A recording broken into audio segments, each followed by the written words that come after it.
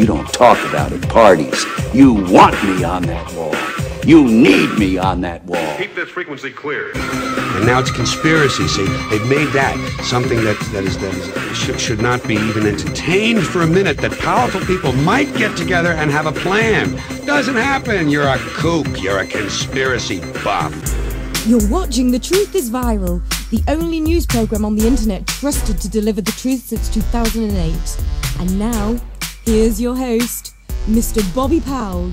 Welcome back to The Truth is Viral. I'm your host, Bob Powell, and tonight we're going to talk a little bit about Samantha Power and how she fits into Barack Obama's scheme to surround Israel with Islamist governments. Ms. Power is the new United States ambassador to the United Nations, as nominated by Barack Obama. She hasn't yet been confirmed. Okay, now I've been talking about this for a long time. I've pointed out that the entire Arab Spring was engineered by Barack Obama in order to surround Israel with hostile Islamist governments. Okay, all across northern Africa, Tunisia, then into Egypt, and then Libya, and now Syria. President Obama has just said that he's going to start giving arms and money to the al-Qaeda terrorists there. So once again, we are arming, training, and giving money to the worst possible scum on the face of the earth, thanks to Barack Hussein Obama. Now, this latest little linchpin in his plan to throw Israel under the bus comes in the form of Samantha Power. Now, back in 2002, in an interview with Harry Chrysler, Samantha Power, when she was asked if there was a possible genocide that was about to occur in Israel, she didn't take sides, but we all know what she was talking about. But if there was a possible genocide that was going to occur in Israel, that the United States should intervene with a massive invasion force. Let's say you were an advisor to the President of the United States. How would, in response to current events, would you advise him to put a structure in place to monitor that situation, lest one party or another be looking like they might be moving toward genocide?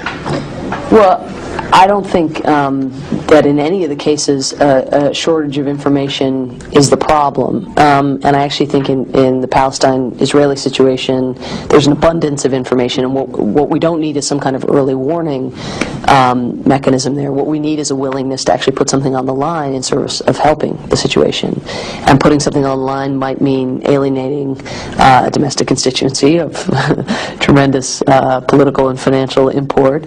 It may more crucially mean sacrificing or investing, I think more than sacrificing, literally billions of dollars not in servicing Israelis military, but actually in investing in the new state of Palestine, in investing billions of dollars it would probably take also to support I think what will have to be a mammoth protection force, not of the old Srebrenica kind or the Rwanda kind, but a meaningful military presence, because it seems to me at this stage, and this is true of actual genocides as well, and not just major human rights abuses, which we're seeing there, but is that you have to go in as if you're serious. You have to put something on the line, and unfortunately, imposition of a solution on unwilling parties is dreadful. I mean, it's a terrible thing to do. It's fundamentally undemocratic.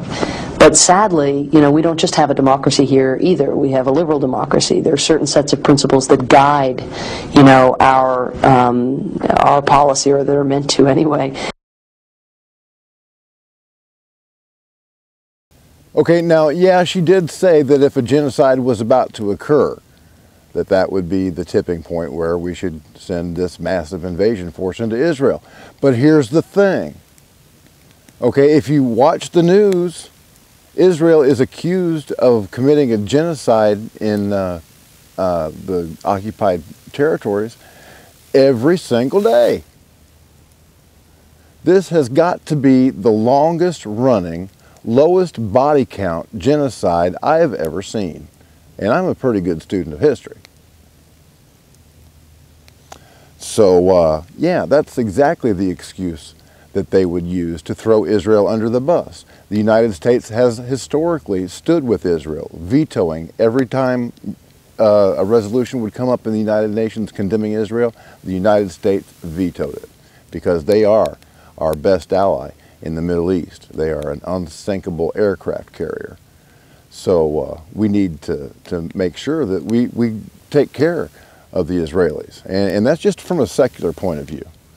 Okay? Genesis 12:3 tells us that God's going to curse those that curse Israel, and He'll bless those that have blessed them. So the United States has been blessing Israel up until now, and now that we've got another Muslim sympathizer in a position of power as the United States ambassador to the United Nations, well, that whole paradigm has changed. Israel, I'm sorry, but nothing we can do about it. Should have told the Democratic Jews here in the United States that Obama was going to throw Israel under the bus. Oh, wait, I've been saying that for years. Now it's come to fruition.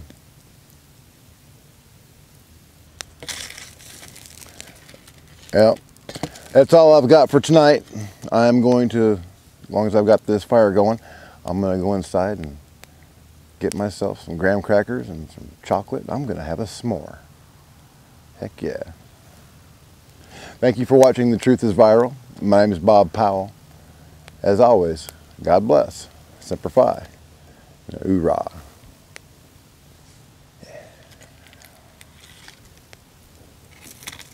It was summertime in northern Michigan.